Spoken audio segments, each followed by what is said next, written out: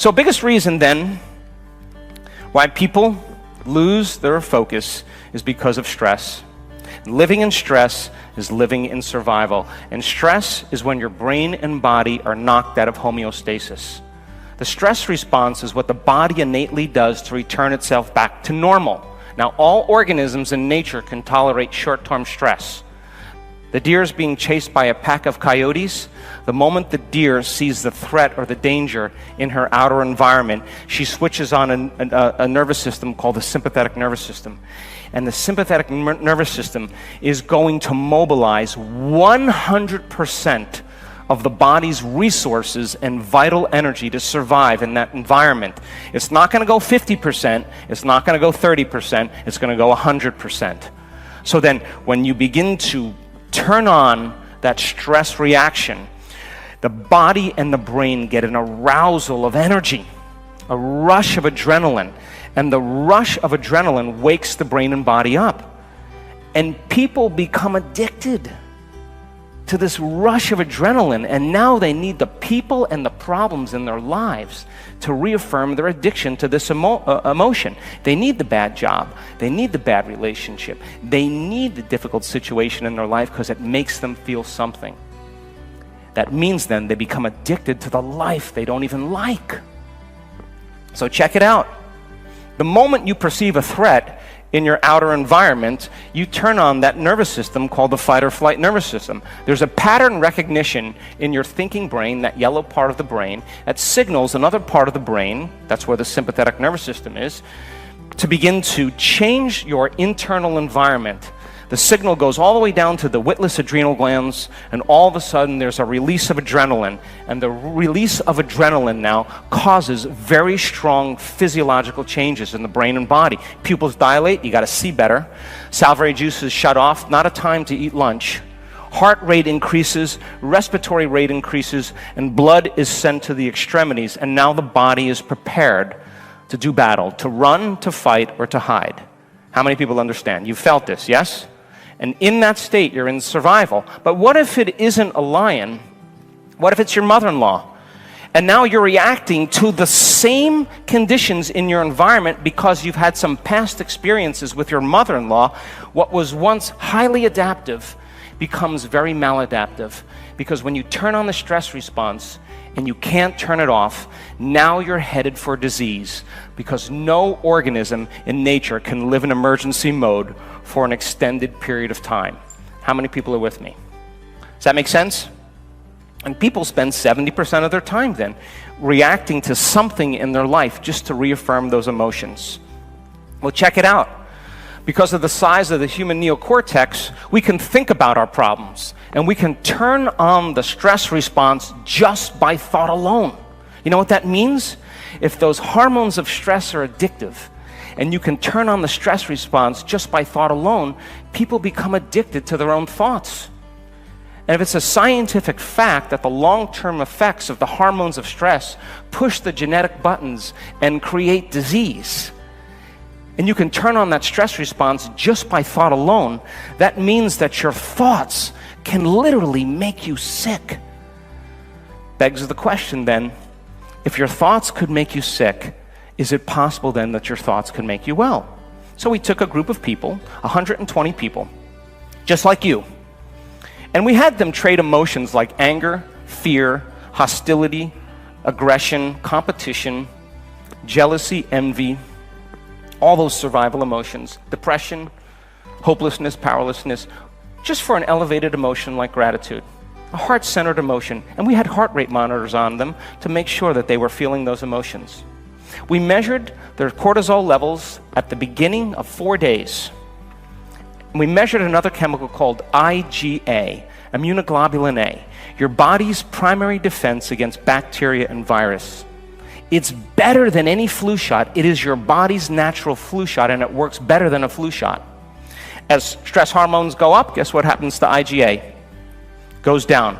If you're mobilizing all this energy for some threat in your outer environment, there's no energy in your inner environment for growth and repair, for long-term building projects, and the immune system is compromised. So we said, let's trade those emotions for an elevated emotion. We'll have you do this just 10 minutes a day. 3 times a day for 3 days. And then we're going to measure your IgA levels and your cortisol levels. People's cortisol levels went down about 17%. That's pretty good.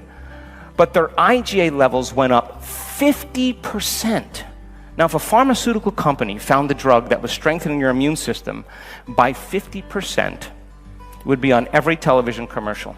And yet, your nervous system is the greatest pharmacist there is. So teaching people how to do that begins to make dramatic changes in their body and in their health. So if your thoughts can make you sick, then it makes sense that your thoughts can make you well. If you combine a clear intention with an elevated emotion, and a leader does this very well, because when a person comes out of the resting state and they can begin to emotionally connect with the leader's future, they will no longer be looking at their future through the lens of the past. They will see a new possibility. And when you combine that clear intention with an elevated emotion, the thought and the feeling creates a new state of being. And a new state of being is a new personality. And teaching people how to sustain that state for an extended period of time, all of a sudden you start experiencing what we call flow, or magic, or the universe working with us, or opportunities begin to all of a sudden start to appear before us. So you keep people living by the same unconscious intentions and same familiar emotions, they will be predictable and nothing will change. So we could say then, if you combine a clear intention with an elevated emotion, you're beginning to change your state of being without something in your outer environment. This is all happening in your inner environment. If you're living by the past, you're creating memories from your outer environment. So then, there are 5 types of motivation that we've studied. The highest form of motivation is called duty motivation, purpose motivation, or what we call mission motivation. It is a vision that's bigger than you. And the bigger the vision that is more inclusive, the more selfless it is, the more a person will be inspired. That is the highest form of motivation. Transforming individuals in order to transform the world or the culture is my mission. I live by that every day. It gets me up in the morning. I can travel for 3 weeks at a time. I don't mind doing it. I come home for 4 or 5 days and I leave for 3 weeks again. That's my life because I'm mission motivated. The next form of motivation is called personal conviction motivation, self-starter motivation, or what we call entrepreneurial motivation. Not the highest form of motivation, but still a high form of motivation. And this is when people say, I'm going to do this because I said I'm going to do it. But people who have a mission motivation naturally have personal conviction. It falls right in line. The next form of motivation is called ethics motivation or morality-based motivation. This is good and bad, right and wrong, positive and negative. This is polarized. When the person is bad, they want to be good. When they're good, they want to be bad. And it's not a very high form of motivation, but a person who has mission motivation or purpose motivation, who has personal conviction aligning with it, they have a sense of ethics and morality. It just kind of falls into place.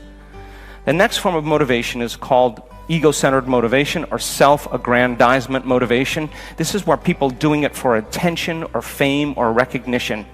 Not a very high form of motivation, but a person who's mission motivated, who has personal conviction, who has a sense of ethics, will naturally get attention or recognition. And the lowest form of motivation, check it out, is called money motivation. And it is the most selfish form of motivation. And we can spot that on a person a mile away. Would you agree? So now, what is mission? What is purpose? What is intent? The cute thing about this is that purpose or mission is ongoing. There's never an end to it. You could have a purpose to go east, and you will never run out of east. You could have a purpose to be healthy, and you will never run out of health. There's always more health to have. You could have a purpose to be wealthy. There's never an end to that, or abundance, whatever you want to call that. You could have a purpose to gain knowledge and information, and that's ongoing. So then, bringing a vision into reality means that we're grabbing from a world of possibilities and we have to bring it into the world of reality. That it starts with a thought, and when it ultimately manifests, it manifests as matter. In quantum physics, it's called the wave function. The wave of the atom is really where possibility exists. The particle is the collapsing of that energy into materialism. the immaterial to the material, or we could say from a world beyond the senses to a world of the senses. So then, if you have a vision or a purpose, then the next thing to do is to set up goals in alignment with your purpose or your vision. And goals then help us to stay on purpose. And the more you are on purpose, the easier it is for you to maintain your goals. Now, living in a state of creation, there will always be homeostasis. There will be expansion. We've actually measured the electromagnetic field around people's bodies.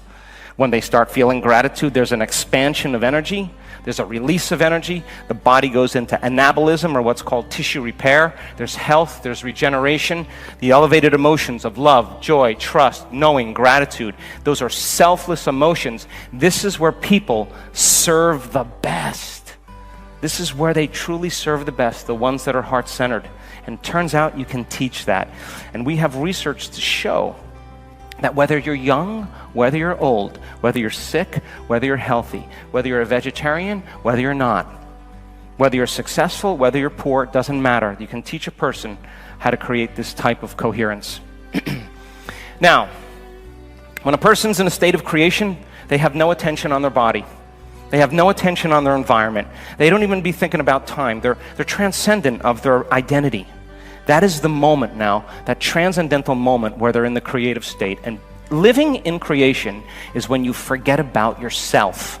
That is the moment you're truly creating.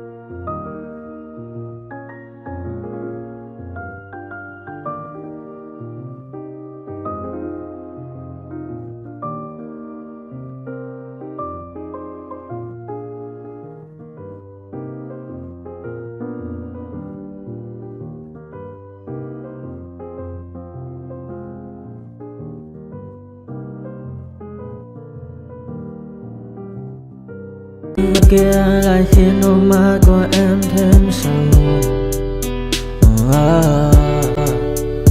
Vì sao em đi cần để lại lý trí, chẳng để lại anh khi nước mắt cần rơi, cần rơi. Vì giờ em đã vội quên đi bao câu hứa mình còn cho nhau, quên đi bao nỗi đau mình dành. Ngày giờ em đã vội quên đi những lời hứa ngày nào, vì dòng nước mắt em đã vội rơi. Anh không thể mãi anh cứ đến vào điên rồi. Anh như say đôi mắt môi, anh như chỉ còn muốn em bên cạnh như gần phố xa rồi. Anh chỉ muốn em cạnh đấy thôi, không muốn em ở bên đời, chỉ muốn em anh bên người. Người đã gỡ bước đi xa trong cơn mưa chiều vội vã, người đã bước bên anh khi cơn mưa qua gần vội vã.